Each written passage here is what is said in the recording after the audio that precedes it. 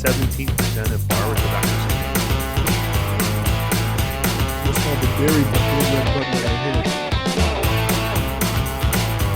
Hey, remember that? Right? And, oh yeah, I love it.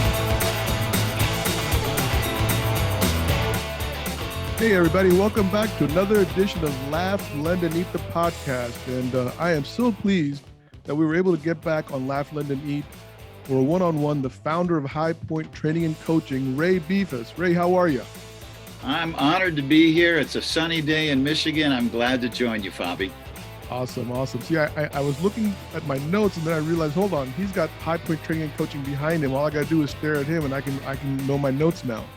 So you helped me out a lot on that, Ray. How's everything going in Michigan? I know you're saying it's sunny, but I mean, Michigan is like what? I mean, sunny 42 degrees or sunny 75? No, it's probably mid 80s today. It's really? Unseasonably warm. Like most of the country, our weather's up and down, and we're either chilly when it should be warm or we're pretty hot when it should be cool. Wow. No, so because Michigan is typically, I'm trying to remember, it's a cold state, right? It's up there by Illinois, next to Canada. All right, we're above Illinois. We're surrounded by lakes, so it's green. Looks a lot like the UK here. Yeah. Hilly, wooded lakes. It's a beautiful part of the country. I always think of Detroit because my uncle used to live in Detroit when I was a kid. And we drove to Detroit. I was maybe 6 or 7 years old. Yep. And that's the only memory I have of Detroit in 1974, if you want to age that. Yeah. I'm sure it's changed since then, right? So Michigan's like a big pie. Detroit's just one little slice. Yeah, that's what they always tell me when I mention that story. You're like the third, fourth person who's told me that. So, Ray, I want to dive into a lot of things that we have covering for you. So obviously this is a great moment for me because normally, you've been on the other end of coaching me and I've enjoyed my one-on-ones with you. So when you agreed to do this one-on-one, I wanted to make sure that this was not you coaching me, but me getting information for our listeners so they understand why when, I call you or when I schedule with you, why those 1 hour one-on-ones with you are so important for me. It's not just because, you got a cool hairstyle still and you have 18 or 16 grandkids. I mean, when you put those two things together, it's amazing, right? I mean, yeah, I play electric guitar, you play bass, man. We make music. Now, one side note is, I mean, you like motorcycling. I do. Now, what kind of motorcycling do you, I mean, this is not totally off topic. What kind of motorcycling do you like? Well, I mean, my wife and I have toured the country from New England to the Rocky Mountains to the Key West. Wow. It's a great way to see America. And we've enjoyed it for. Is it painful though? Is it painful? Yeah, I mean, I always think of sitting on a bike. I mean, like I did motorcycle when I was a kid, right, or teenager, whatever that was, right? Right. I don't know if I could really sit on one today for that period of time. Yeah. Well, I mean, it's an adventure. You're out in the weather. You're not sitting in a bucket seat, so you take more breaks. You stop for pie and coffee. But I'm going to say it, Ray. I'm going to say it. I'm going to do it. Do you stop for the hot butter popcorn? There you go. All right. So look, let's find out what more about Ray Befus together. Ray, here's one of the most interesting things I've discovered about you while we're getting ready for this interview. You're a graduate of Dallas Theological Seminary. I am. And so, I mean, that's obviously a profound part of your life when you make that kind of commitment. Yeah. So can you talk to us about that? Yeah. Yeah, I spent much of my career in the church world as a pastor, which is tough. You have an organization of hundreds, maybe thousands of people, and nobody gets paid. And so it's very leadership intensive. You can't fire people. You can't give them raises. In fact, they're giving you money to make the organization work as a nonprofit. And so some of the most effective leaders I've ever met have actually been pastors, priests, leaders of congregations where all their volunteers, their members, their employees or most of them are volunteers. And so I got interested in leadership, right from the get-go, and it became a lifelong study. And I discovered, not only is our pastors and priests generally underprepared for leadership, so are people in just about every industry. Very few people get really great training in management and leadership. And so when that chapter of my life was just coming How down, many losing. years was it? How many years did you, I mean, obviously a good portion, or? Oh yeah, I was involved in that for 30 years, 35 Wow. years. Yeah. Yeah. So the best part of my life, or the big part of my life. And so about 10 years ago, I thought I want to be part of the solution for people in the mortgage banking industry, for Mhm. any industry, nonprofit, for profit, and actually help people with the challenges of management and leadership. Do you find any similarities? I mean, look, I mean, you're talking about volunteer work, I think somebody said to me, I can't remember, it may have been Michael Chapman. I think he said, if you ever want to learn about leadership, go, manage a bunch of volunteers. Right, right, right. I think he said that. I'm not sure. I do remember that. So, I mean, is there similarities that you're seeing between people managing volunteers versus people managing people for profit? Yeah. So what happens if you manage people for profit or for money, you get to a certain level. Mhm. I give you the money, you better do some work. But generally people will comply. They'll give what they have to give to get a paycheck.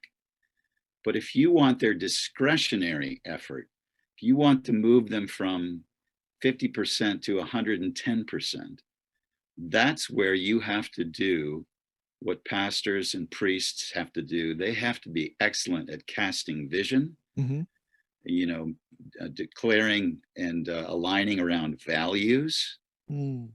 They have to care about their teams as people, Okay. not just, employees.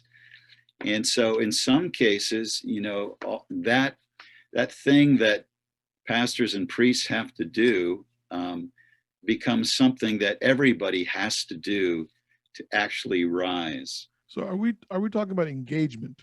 We are. We are. What you just kind of said right there is Right. engagement, right? And Right. there's been a lot of talk about this in this past several years. I know I've been involved on a couple of occasions on some deep level where employee engagement seems to be at a low, Oh, yeah.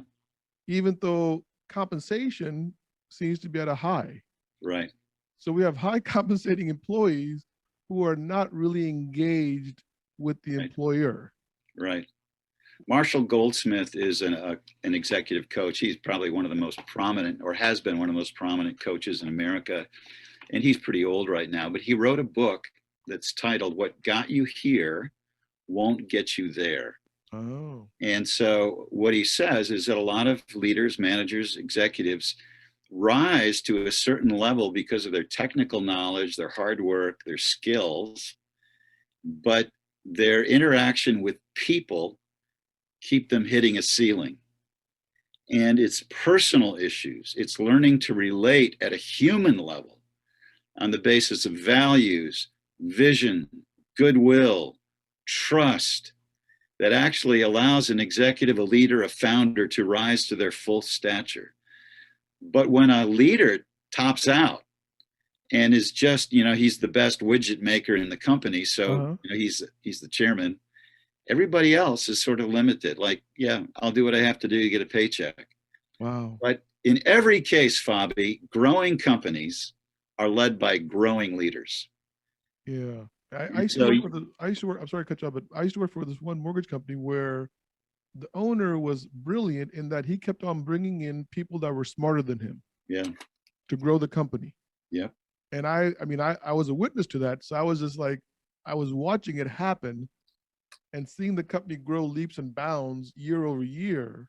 Yeah. While the owners sat back and took the credit, even though he knew all the people around him were way smarter. Yeah. And it was a great company to be part of because it was really exciting. It was, every division had some of the most smartest people I've ever met in my career in the mortgage business. Yeah. And it was a great time. So I see what you're saying on that. Is there a time where a leader holds himself back when they don't acknowledge that they're limited? Oh, absolutely. And so that's why I'm an executive coach, is that leaders like you've described, who are humble enough, who are self-aware enough, realize that, hey, I'm human like everybody else. And I might be pretty smart. I might have had great advantages, but I've got to keep growing. I've got blind spots. Hmm. And so as an executive coach, I remember sitting at an economic club dinner, and a leader said, I'm starting to think maybe I'm the problem. And that's where a coach is like a shark in water with blood. It's like, I can help you. I can help you. Do you know how rare you are? You think you might be the problem. You are the problem. You're the solution too. Yeah. And That's the neat thing so about problem. absolutely, Fabi. And so most of the work I do is with women and men who are starting to realize I might be getting in my own way. Okay. You said the word blind spots. That's a pretty interesting word, right? Because that means that it's not visible to us, right? We're moving forward in our daily life, and whatever is in our blind spot is not visible to me. What are some common blind spots, some real generic ones, maybe, you know what I mean, from a 30,000-foot view that you see as a coach when an executive comes to you or a leader comes to you and you can say, oh, I got it. This is what you're not seeing. Yeah. Well, I mean, leaders are generally very busy. They're under a lot of pressure. Even if they're founders and they don't have a board over them, they have the pressure to keep the company going, feed the employees, and so on. So they're moving fast. They're under a lot of pressure. And when they're stressed, they just don't see their impact on the people around them. And so literally neuroscientists tell us that in any given moment, we're generally conscious of 15 to 20% of our core beliefs. I'm not even in touch with how I feel about you, how what I project to you. And I may not trust you at all. And, I'm watching you, but I'm too busy to engage with you. Well, the blind spot is you pick up on my lack of trust. Okay. Maybe I don't delegate big projects to you. Maybe you don't really listen when you talk. Maybe I don't invite you to key meetings. And so I'm so busy, so stretched, so thin. I often, leaders who are that busy don't see the way they impact other people. And I like you because you deliver in spades. I don't like Ray because he asks too many questions. Got it. But when you're spread that thin, I mean, isn't that because of a lack of delegation to begin with? It is. So I mean, so that's another blind spot. Yeah, so you're almost like creating the problem to stay in the problem. Sure. Well, I mean, people don't do it intentionally, but they may have this core belief that, I like Fabi, but he just can't do as good a job as I can do. Sure. I doubt that he can even be trained to be as good as me. Yeah. I'm so good. And so, it's common for me to work with teams, and team members will say, I don't think my boss trusts me. Why? Well, he doesn't delegate. He's busy. He complains about being busy, but he doesn't share the work. He doesn't give away the big projects. He just pushes little things from his desk to mine, and I don't feel trusted. So let's go on the flip side of that, Ray. If I have a person, let's say, working in my group, right? And let's say, God forsake, I mean, I probably have some blind spots still, right? Yeah, I'm sure. I do. I do. Right. I appreciate that. Let's just let the whole world know. You're a human being, my friend. Thank you. Actually, it was somebody used to say, I'm a human becoming. I haven't become yet. Right. I'm still becoming. Right. What's the best way for somebody to approach me and say, hey, Fab, by the way, you doing this makes me feel like this or whatever. So but I want to be engaged with the company. I want to, if they're sincere. Yeah. What's the best way to approach that topic? When I work with people, I tell them the power of being unexpectedly kind or respectful and uncommonly direct. Okay. And so if I was going to come to you, you're my boss, I'd say, Fabi, I really appreciate working here. You inspire me. I'm glad to be part of the team. And can I ask you for a favor that would help me really give my best more consistently? So I would marry together uncommon or unexpected kindness and respect with uncommon directness. And I would ask you, and so you have the power to say, no, I'm not interested. Not now. Yeah. But if you were, I could say, Fabi, I sometimes I'm not clear on what you really want. You're giving me short explanations. I want to deliver in spades. You're so busy. I don't know if I even dare ask you a question Okay. because you're too busy. I'm wondering if that's something that we could work on together. Could I have permission to get crystal clear on the assignments you give me before Mm. I pull the trigger? Is it better to do it verbally or through email? Ah, Bobby, don't make me shoot you in the leg. Never email, never, never, never. And so anytime conversations become challenging, Mhm. certainly if they're negative, and this isn't exactly negative, but I'll tell you what, do not use email. Okay. It's too easily misunderstood. And I can't pick up the tone of your voice in an email. I can't see the expression on your face. So if I have a busy boss, I say, okay, I'm going to write Ray an email saying, hey, Ray, I really need 15 minutes with you one-on-one where I have your attention. Yeah. Right? I'd probably say 5 minutes. 5 minutes. Okay. I need Can I 5 ride minutes. in the elevator with you? Can I ride in Can the I elevator? meet you in the parking lot and Can I- walk into the Can building I with carry you? your suitcase to the airport? Exactly. Uh, I get it. So basically, you want to have the conversation verbally, but you want to make you respect the schedule of your boss yeah, right, because obviously they're busy. That's why you're not able to get what you want, right? right. But I want to let them know that their busyness is actually keeping me from doing my best work. What happens if they get a negative response from their boss? What if the boss says, "Hey, this is the way I am, like it or not? It's not Yeah, going to change anytime, but you're making damn good money, Fa. What are you complaining about?" yeah. I back off. Really? Unless I wanted to risk something. And sometimes it is worth risking what is to have what you dream of having. Got it. And, I regularly coach people who are in the C-suite, but they're not the CEO. Hmm. And they've got these kinds of issues going on. And I'll say, are you ready to risk what you have in order to get what you dream of having? Yeah. And sometimes they're not. I don't want to risk my job by standing up to him. Yeah. And sometimes what you think you want, when you get it, you don't even realize you didn't need it. Right. I mean, there's a lot of times in my life where I've grabbed for something and I'm like, when I got it, I was like, wow, I didn't know if I'd known it was gonna be like this, I'd have stayed there. Yeah. And it's not Well, always a job, by the way. I mean, yeah. different things in life. But I do think men and women of character, even when they're stressed, have a sense that my best employees will be willing to challenge me and support me. Yeah. And so, even if a boss responds negatively, I'd say, all right, thanks for hearing me, and I'd leave. And I would know that he's probably going to think about that, or she's going to think about that. Yeah. So I mean, do you come back a second time then? I might. Okay. Depends on how important it is to me. Got it. I mean, in the situation I described where I'm getting incomplete messages, instructions, if my thing blows up, it's going to be on me. Yeah. Yeah. And so I don't want that to happen. I want to, deliver the best results. I want to move my career forward. And actually, my over busy boss is in my way.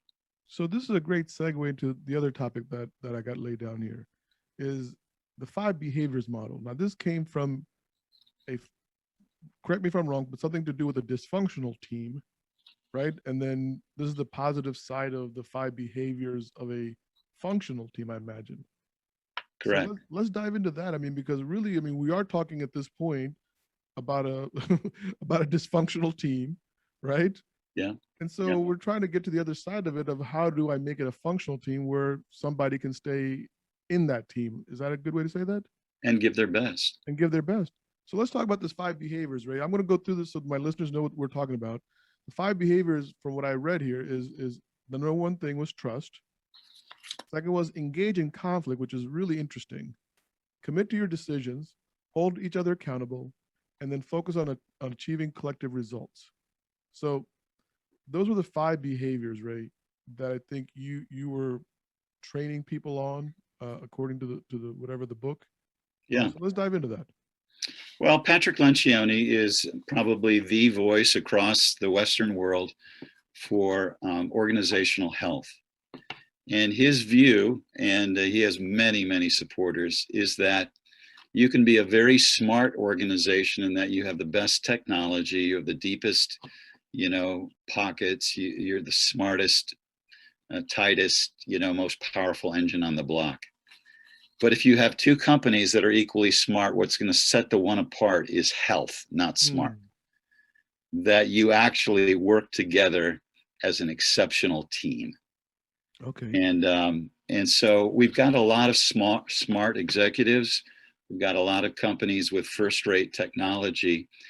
And for decades now, Patrick Lencioni's been beating the drum for team health. And so he said to get the best out of a team, and he wrote a book called The 5 Dysfunctions of a Team. Yeah. The 5 behaviors of a cohesive team are the positive side of the 5 dysfunctions. Mm-hmm. And so if you want to get the best out of your team, people have to trust each other. Right. They have to know it's safe to disagree. They have to know it's safe to say, I'm sorry, or I need help.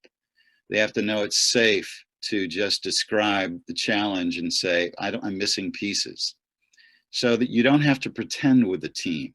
In many teams, you have to pretend. Yeah. Because people are climbing the ladders, people are pushing each other, there's distrust. Kind of like that yes man mentality. Yes. And so if you don't have trust, then it's not safe to fight for the best ideas. Uh-huh. And that's where constructive conflict is built on trust. You don't have trust, everybody's fine. Everybody's smiling. When's the meeting going to be over? Yeah. But if you have trust, Mary can hit the brakes and say, Ray, I'm not convinced. I need more data. Yeah. Ray can come back and say, look, the data's in the report. Let's go over it one more time. And Ray's fighting now for the best ideas. And then, Larry joins in and says, I've been thinking this through and I wonder if we're not even, climbing the wrong tree here. And now we're fighting, not demeaning each other, but for the best ideas. And we feel free to fight because we trust each other. Isn't this like a relationship? I mean, the way you're sound. I mean, that could be in a marriage counseling. The way you're just Absolutely. describing everything, right? This is That's basically like how my wife and I have been able to stay married for 28 years. Exactly. So when leaders and managers begin to think of their people like parts and their teams like machines, they miss the opportunity. Yeah. So for me to get the best out of you as your boss, you and I need to be in a trusting relationship. I need you to spar with me. I need you to fight for the best ideas.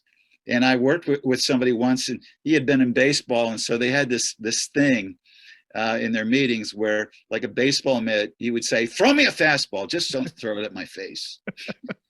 And he'd hold his hand up like a mitt. "Throw me your fastball."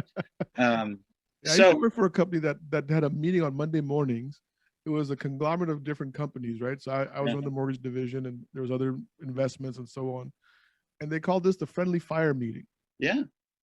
And it was whatever was, you disagreed with somebody, like, hey, Fab, you did a loan for one of my high worth borrowers, and you delayed the closing, and now they're angry and they want to pull their deposits from our fund. That kind of stuff. Yeah. What's going on? Yeah. What happened? Tell me your side of what happened. So if you have trust, then you can fight.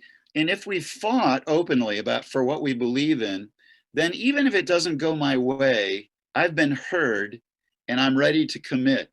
Okay. And if I'm your boss, I can go around the table and I say, are you in? Are you in? Are you in? Are you in? And I know everybody's in, even if it didn't go their way, because we've all fought for our best ideas. So now there's commitment. And what that commitment does then is it sets us up for accountability. Okay. And 3 weeks later, we come to the meeting and you're the boss and you say, hey, Ray, you were supposed to deliver, that report by Friday. I don't see it. What's going on? Yeah. And now in front of everybody, I made a commitment to the whole team. I didn't deliver. Maybe I don't get punished, but I got to give account. Yeah. And this takes us to the top of the pyramid, which is results. We're all about results here. And we've got the third quarter. It's only, we're in the second quarter. We've only got 6 weeks left. Clock's ticking, Ray. When is that going to be on my desk? Yeah. And I can have that conversation openly in front of everybody because we're a team that trusts each other. So is this where the word ownership came from? These kind of healthy discussions Yeah. where Yeah. 3 weeks prior to you now asking me, or me asking you, which I can't remember, right? You said, hey, Fob, will you take ownership of this project? And I said, I'm going to take ownership of this project, and boom, checked it off. Yeah. So that ownership gave me a certain amount of empowerment, because you then delegated your basically, you're saying, Fob, you have the ownership of this project, whatever you deem fit, but I need the results in 3 weeks. Yeah. Yeah. Well, and that brings up a whole nother subject, Fabi, which is delegation. Yeah. And it doesn't happen very often. Most of what we call delegation is me just pushing work off my desk on you, Okay. your desk. And so when delegation is done well, I describe a job that's important. I invite you to co-create a plan to fulfill it. So now there's ownership. Hmm. And you've said yes. We've both agreed on what success will look like and why it matters to the team. And so you understand this is important. You've been part of creating the solution. And now we're going to create accountability between us. We're going to talk about authority. But again, you know, when I talk to executives, managers, we talk about delegation, it's mostly I push work off my desk onto Fabi's desk. So it's more about stuff that they don't want to do, rather than a project that maybe I'm better suited for. Correct. So that's the big difference. I mean, so delegation really is the proper use of that, right? I mean, that Oh, yeah.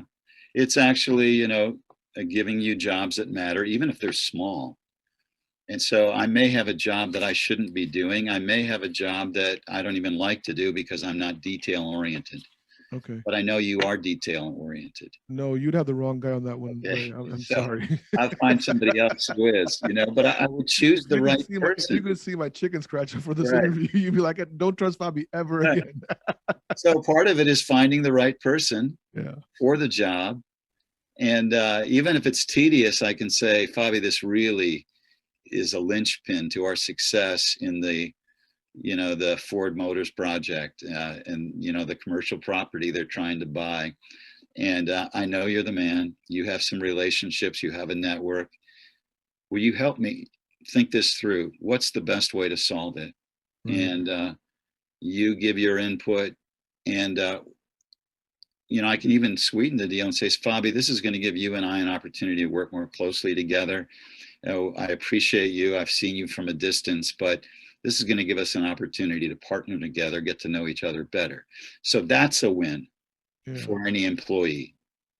And we're going to be checking in every 2 weeks over these next 10, or, you know, maybe every week over the next 10 weeks. It'll get us a chance to partner together. I'll get to see your skills and your tenacity, you know, firsthand. And So that's really, going to be valuable to me. And I think it'll be valuable to you.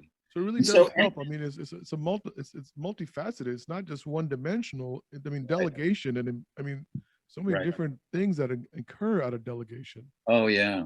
Wow. Delegation is a key tool in professional development. So there's something that you said to me. I don't know why this is running through my head right now, right? But remember we talked about that tree in one of our talks, and you talked about core beliefs, creating feelings, creating actions, and I said creating legacy at the end. I remember that, right? Yeah. So if I have a core belief that I can't delegate, or that I'm better than Ray and Ray's going to screw this up, Yeah. how do I fix that core belief? Because obviously the actions that it's creating are detrimental to my organization. Yeah. Well, sometimes we have to have a 2 a.m. alarm clock moment, Fabi, where, you know, somebody quits and this says, it's because Fabi didn't trust me. Okay. And Ray comes to you and says, wow, you know, Hank was really a valuable employee. And he said, you didn't trust him.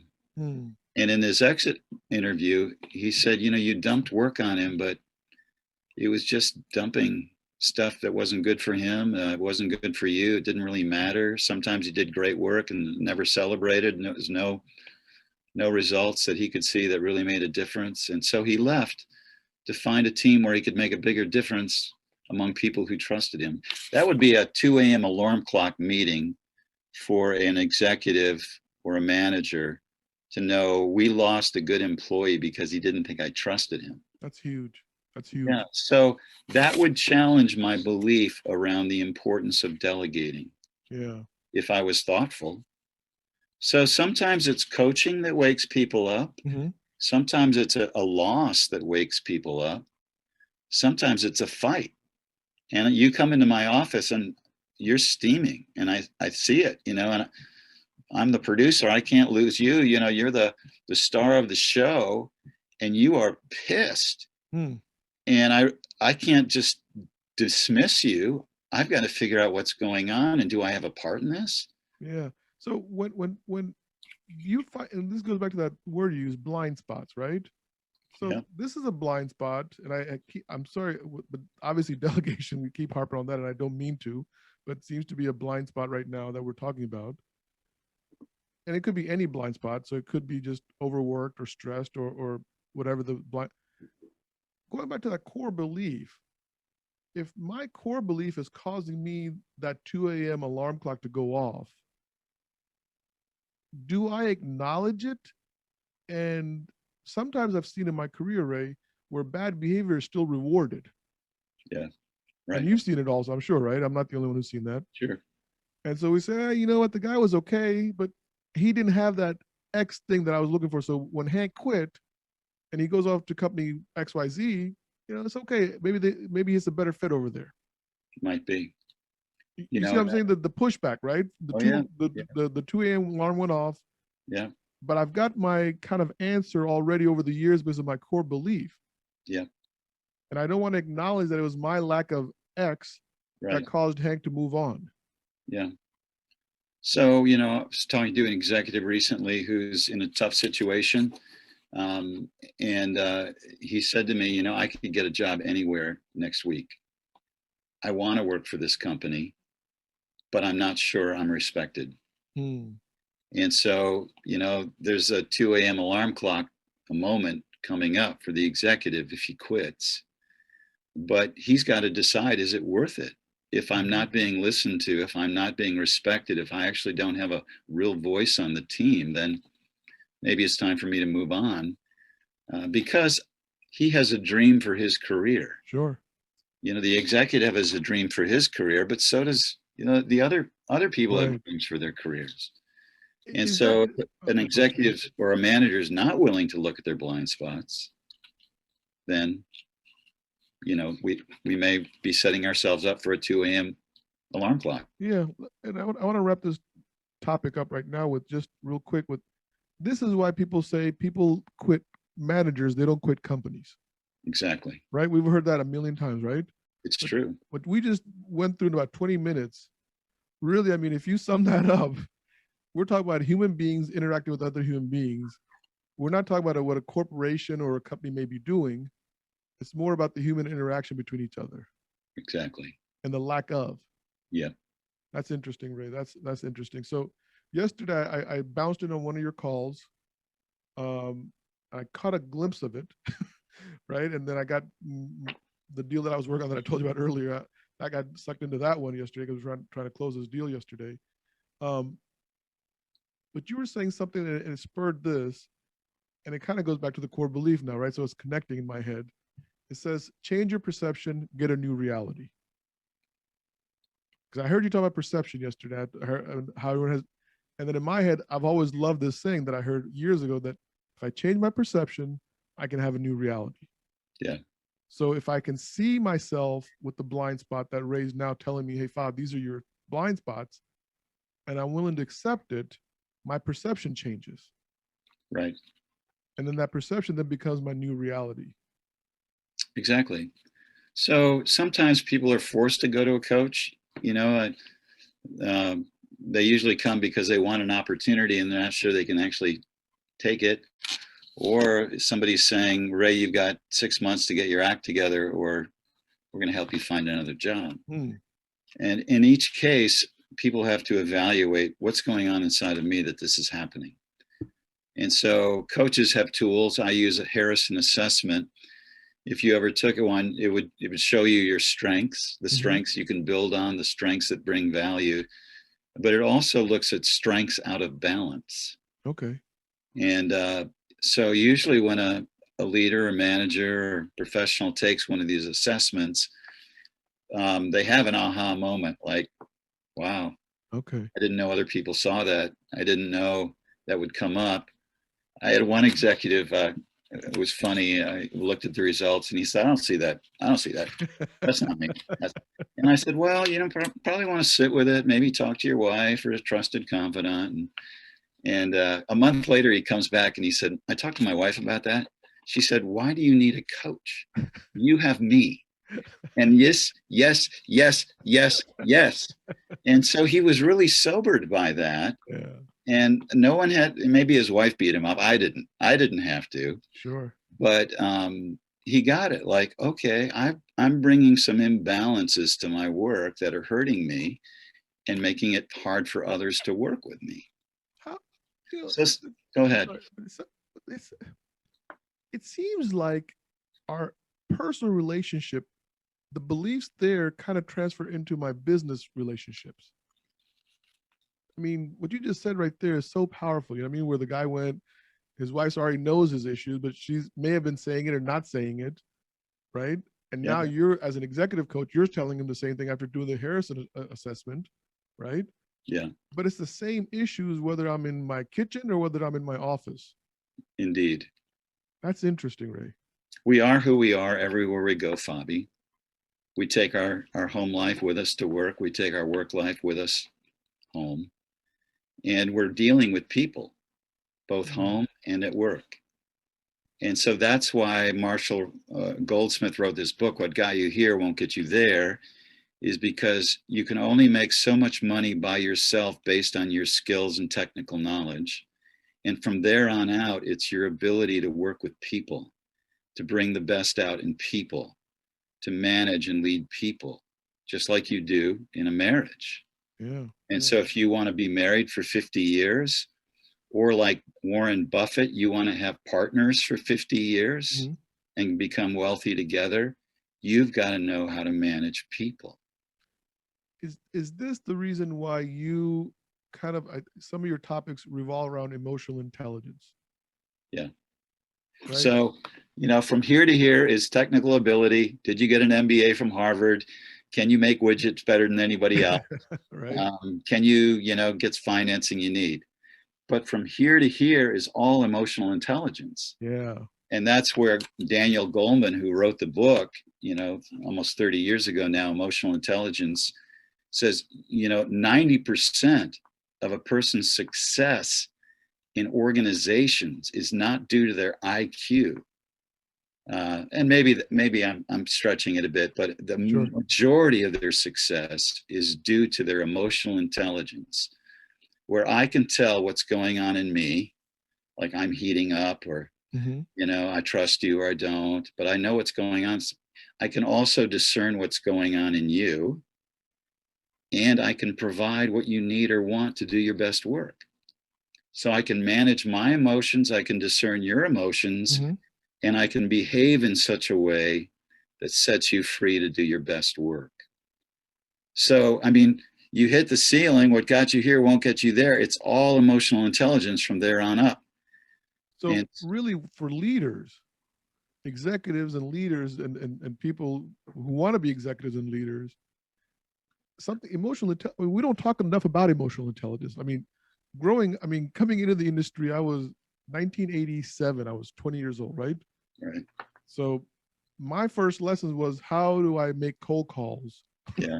I was in a New York Life Insurance Company. Yeah. How do I make cold calls so that if I make, 30 phone calls, I'll get 7 appointments, I'll get 1 application? Yeah. That's what they were teaching me. Yeah. No one said, hey, Fab, by the way, you may want to take a pause before you answer a question, because this is going to help you emotionally, make the right decisions. Yeah. That came because I fell on my face so many times that I said, you know what? I got to stop falling on my face. Yeah. Well, even if people are tired of talking about emotional intelligence, there are all kinds of other, contributions to the conversation. Jade Niblick was an executive in 2000. He decided to find out what are the genius level talents that set people apart at the stratospheric edge of their career. What are the genius, the talents that really not, you know, you got poor workers, fair workers, good workers, strong, excellent workers, but they're genius level. You know, what are their talents? And they did a study of hundreds of thousands of people in the English speaking world, Europe, Australia, you know, 75 PhDs evaluating survey results and all, whatever. He wrote a book called What's Your Genius? Mhm. And the findings were that there were no natural talents that separate people from those who are good or fair or excellent and take them to genius levels. It's two acquired talents, Two which, acquired talents. which means anybody can develop them. Okay, They are self-awareness. got it. You know what you bring into the room. You know what people, you know, need from you. You give it, you know what, and then authenticity. Okay, You're the real deal. And so self-awareness has to do with me knowing what you need, me knowing how I'm impacting you. How does the room react when I walk into it? And authenticity means you say, well, raise the real deal. yeah. Those are the most successful people in business on the planet. But can I ask you a question going back to your seminary days? Yeah. Where does humility fit in there?